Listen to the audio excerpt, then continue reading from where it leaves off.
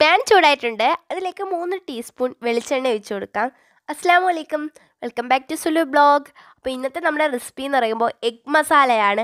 മുട്ടക്കറി എല്ലാവർക്കും തയ്യാറാക്കാൻ അറിയുമെങ്കിലും ഞങ്ങളുടെ രീതിയിലാണ് ഞങ്ങൾ ഇന്നത്തെ റെസിപ്പി ചെയ്യാൻ പോകുന്നത്. എല്ലാവരും ഈ രീതിയിലൊന്ന് ട്രൈ ചെയ്ത് നോക്കണേ. അപ്പോൾ എണ്ണയൊന്ന് ചൂടായി വന്നിട്ടുണ്ട്. ഇനി നമ്മളിതിലേക്ക് ചേർക്കാൻ പോകുന്നത് കടുകാണ്. 1 ടീസ്പൂൺ കടുകാണ് ഞാൻ ഇതിലേക്ക് ചേർത്ത് കൊടുക്കുന്നത്. കടുകൊന്ന് പൊട്ടി വരുമ്പോഴത്തേക്ക് ഇതിലേക്ക് ഞാൻ ചേർക്കുന്നത് 4 പച്ചമുളക് 2ആയിട്ട് കീറിയതാണ്. എന്നിട്ട് നമുക്കിതൊന്ന് വഴറ്റിയെടുക്കാം. പച്ചമുളക് ഒന്ന് വഴന്ന് വന്നിട്ടുണ്ട്. ഇനി നമ്മൾ ഇതിലേക്ക് ചേർക്കാൻ പോകുന്നത് 4 ചെറിയ സവാള നീളത്തിൽ അരിഞ്ഞതാണ്. നിങ്ങൾക്ക് ഗ്രേവിക്ക് അനുസരിച്ച് സവാള കൂട്ടാവുന്നതാണ്. ഞാൻ 4 സവാള ഇവിടെ എടുത്തിട്ടുള്ളൂ. ഇനി നമുക്കിതൊന്ന് ഇളക്കാം. സവാള ചെറുതായിട്ടൊന്ന് വഴന്ന് വന്നിട്ടുണ്ട്. ഈ സമയത്താണ് നമ്മൾ വെളുത്തുള്ളിയും ഇഞ്ചിയും പേസ്റ്റാക്കി ചേർത്ത് കൊടുക്കുന്നത്. അപ്പോൾ ഞാനിവിടെ 4 വെളുത്തുള്ളിയും ഒരു ചെറിയ കഷ്ണം ഇഞ്ചിയാണ് ചേർത്ത് കൊടുക്കുന്നത്. ഇനി നമുക്കിതൊന്ന് വഴറ്റിയെടുക്കാം. സവാളയും വെളുത്തുള്ളിയും ഇഞ്ചിയും ഒരു 1/4 ഭാഗം വഴന്ന് വന്നിട്ടുണ്ട്. ആ സമയത്താണ് നമ്മളിതിലേക്ക് ഒരു തക്കാളി ചെറുതായിട്ട് അരിഞ്ഞിട്ട് കൊടുക്കുന്നത്. നിങ്ങൾക്ക് വേണമെങ്കിൽ ഇത് പേസ്റ്റാക്കിയും ചേർത്ത് കൊടുക്കാവുന്നതാണ്. ഇനി ഇതിലേക്ക് ആവശ്യത്തിനുള്ള ഉപ്പും കൂടി ചേർത്ത് നന്നായിട്ടൊന്ന് വഴറ്റിയെടുക്കാം. ഉപ്പും കൂടി ചേർത്ത് നമ്മൾ നന്നായിട്ട് വഴന്നു വന്നിട്ടുണ്ട്. ഈ സമയത്താണ് നമ്മളിതിലേക്ക് മസാല ഐറ്റംസ് ചേർത്ത് കൊടുക്കുന്നത്. ഇതിലേക്ക് ചേർക്കാൻ പോകുന്നത് 1.5 teaspoon Kashmiri chilli, 1 table spoon മഞ്ഞൾപ്പൊടി, 1 ടീസ്പൂൺ മല്ലിപ്പൊടി, 1 ടേബിൾ സ്പൂൺ ഗരം മസാല. ഇനി നമുക്കിതൊക്കെ ഒന്ന് ഈ പൊടി ഐറ്റംസിൻ്റെ പച്ചമണം മാറുന്നവരെ ഒന്ന് ഇളക്കിയെടുക്കാം.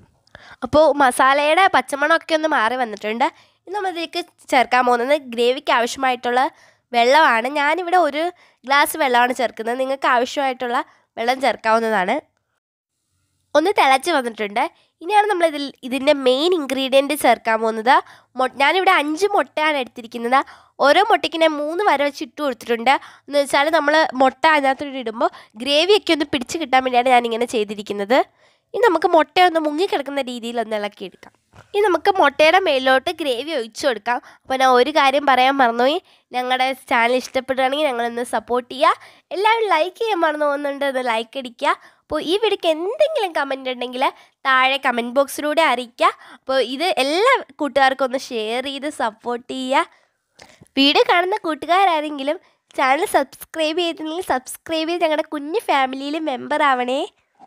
ചോറിൻ്റെ കൂടെയും ചപ്പാത്തിയുടെ കൂടെയും പൊറോട്ടയുടെ കൂടെയും അപ്പത്തിൻ്റെ കൂടെയും ഏത് ഫുഡിൻ്റെ കൂടെയും നമുക്ക് കോമ്പിനേഷനായിട്ട് കഴിക്കാൻ പറ്റിയ ഒരു റെസിപ്പിയാണ്. നമുക്ക് രാവിലെ ആണെങ്കിൽ രാത്രി ആയാലും ഒരുപോലെ കഴിക്കാൻ പറ്റിയ റെസിപ്പിയാണ്.